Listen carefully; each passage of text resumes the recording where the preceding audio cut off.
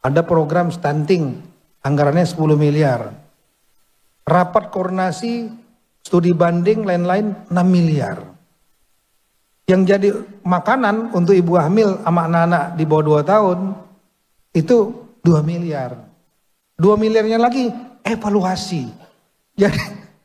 Jadi anggaran stunting itu 2 miliar yang masuk ke perut.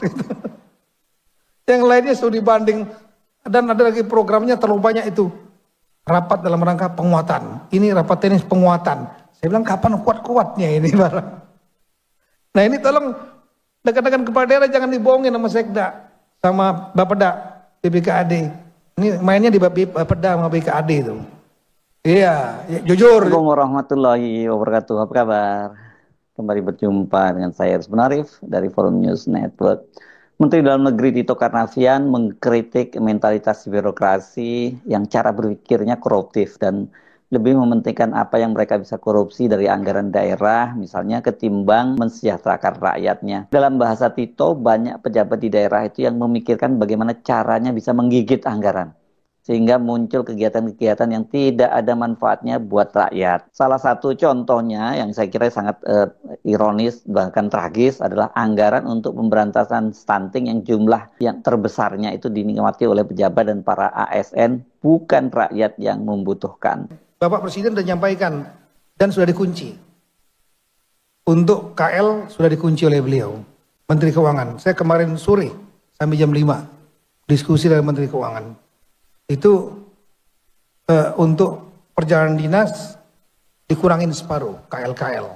Dan sama, saya juga sudah meminta Dirjen Keuangan Daerah Pak Maurits, semua nanti kita akan pelototi anggaran-anggaran perjalanan dinas ataupun belanja-belanja yang tidak efisien. Karena banyak yang gak efisien. Ada program stunting, anggarannya 10 miliar. Rapat koordinasi, studi banding, lain-lain 6 miliar. Yang jadi makanan untuk ibu hamil sama anak-anak di bawah 2 tahun, itu 2 miliar. 2 miliarnya lagi evaluasi. Jadi anggaran stunting itu 2 miliar yang masuk ke perut. Yang lainnya studi banding. Dan ada lagi programnya terlalu banyak itu. Rapat dalam rangka penguatan. Ini rapat teknis penguatan. Saya bilang kapan kuat-kuatnya ini barang. Nah ini tolong dekat-dekat kepala daerah jangan dibohongin sama Sekda. Sama Bapeda, BPKAD. Ini mainnya di Bapeda sama BPKAD itu. Iya, ya, jujur. Iya. Tolonglah mindset berubah. Karena kasihan rakyat. Kita ingin buat perubahan. Kalau pendapatannya banyak, melebihi belanjanya efisien, sehingga lebih banyak deliver kegiatan masyarakat, maka daerah akan bangkit, bangun. Itulah sebetulnya esensi daripada otonomi daerah. Bukan cuma memekar-mekarkan bagi duit, bukan. Supaya mandiri. Dan setelah itu, kalau ini bisa terjadi, setiap daerah bergerak, maka pertumbuhan ekonomi daerah akan bergerak sama kita nangani inflasi. Per daerah kita lihat, pertumbuhan ekonominya bergerak, itulah angka pertumbuhan ekonomi nasional, itulah agregat dari angka pertumbuhan ekonomi daerah. Nah Bapak Presiden mentarget 8%, sebetulnya sangat bisa di samping program-program lain, kalau semua daerah bergerak untuk menaikkan pertumbuhan ekonomi daerahnya masing-masing. Mulai awal tahun depan, saya sudah sepakat dengan Menteri Bappenas, dengan BPS, kita akan membuat juga nanti rakor mingguan khusus pertumbuhan ekonomi. Sehingga setiap daerah akan terbaca pertumbuhan ekonomi tiap daerah. Mana yang bergerak, mana yang tidak. Jadi bisa dibayangkan ya, kalau dari 10 miliar anggaran stunting itu hanya sampai ke perut rakyat ini, kalau stuntingnya mestinya ibu-ibu yang sedang hamil tuh ya, ini yang sampai itu hanya sebesar 2 miliar. Itu artinya, ini kan ilustrasi ya 10 miliar tadi itu ya. Berarti anggaran yang efektif itu ya hanya 20% saja. Sisanya itu digunakan bancaan oleh para pejabat dan ASN. Itu dalihnya macam-macam, itu bisa studi banding, rapat penguatan dan lain-lain. Yang membuat Tito Karnavian sampai heran apanya yang kuat. Nggak sampai sekarang walaupun banyak rapat penguatan nggak kuat-kuat juga. Karena itu, Tito Karnavian meminta aparat pemerintah, terutama di daerah, itu harus bekerja lebih efisien. Karena kata dia kondisi keuangan negara ini sekarang memang sedang sangat berat, ya. Dan pemerintah pusat juga sedang melakukan berbagai efisiensi, langkah-langkah efisiensi. Salah satu bentuknya itu Presiden Prabowo kan telah menginstruksikan Menteri Keuangan untuk mengunci anggaran untuk proyek infrastruktur baru. Bahkan ada 2 proyek jalan tol itu yang untuk jalan tol Puncak dan tol dari Jogja ke Cilacap itu yang dianggap belum hujan itu ditunda dulu. Disinilah saya melihat rekan-rekan pentingnya perubahan mindset dari para kepala daerah, sekda dan lain-lain. Kenapa?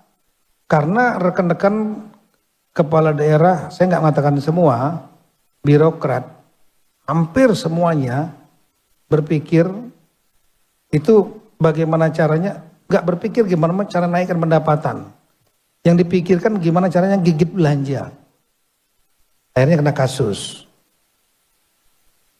Jadi nggak ada inovasi terobosan kreatif untuk menaikkan terutama PAD dan BUMD. Itu biasanya memiliki insting itu teman-teman yang dari kalangan entrepreneur. Ini kayak Bang Ara ini, kalau jadi kepala daerah, saya di pikiran beliau pasti gimana caranya untuk mendapatkan pendapatan. Karena pendapatan yang banyak, mau belanja apa aja, mau buat program aja, lebih enteng. Kelemahan dari birokrat, mohon maaf dengan segala hormat, ya, dari pengamatan saya, dari birokrat berpikirnya, enggak terlalu banyak, nerima saja pendapatan yang dari transfer pusat. Transfer pusat itu lebih kurang 900-an triliun di tahun 2024. Sedangkan PAD lebih kurang 400 atau 300 triliun, totalnya lebih kurang 1.300 triliun. Itu uang yang beredar di daerah. Ya, uang yang beredar di daerah seperti itu. Nah, rata-rata berpikir gimana caranya belanjanya saja yang dipikirin. Padahal belanja itu sudah habis nanti untuk gaji pegawai yang wajib. Sama tunjangan tambahan pegawai yaitu TPP kalau kita tunkin di pusat. Itu belum lagi masalah pegawai honorer. Nah kemudian yang wajib udah jelas pendidikan 20%, kesehatan, infrastruktur, itu pun nanti digigit lagi.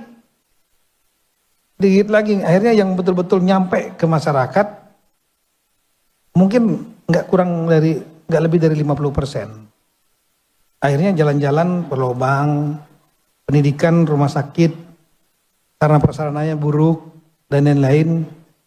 Karena itu, dan itu berulang-ulang. Sinyalemen Mendagri bahwa banyak pejabat dan ASN di daerah yang pikirannya setiap kali ada program atau proyek itu bagaimana mengkorupsinya, atau dalam bahasa Tito Karnavian tadi menggigitnya. Sesungguhnya ini bukan info baru dan nggak terlalu mengejutkan ya. Kalau tadi Tito mengatakan perkiranya anggaran yang digunakan secara efektif itu kurang dari 50%. Ini malah PPATK sudah pernah melansir, itu data yang lebih memprihatinkan ini. Dan kalau PPATK ini kan berarti ini mereka punya data yang akurat karena dia pasti memantau pergerakan uang di perbankan yang tidak sesuai dengan profil dari para pejabat maupun ASN ini. Berdasarkan hasil pemeriksaan PPATK, mengamati, mencermati, melakukan analisis mendalam, terdapat 36,8% dari total dana masuk ke rekening subkontraktor yang dapat diidentifikasi sebagai transaksi yang berkaitan dengan kegiatan operasional pembangunan.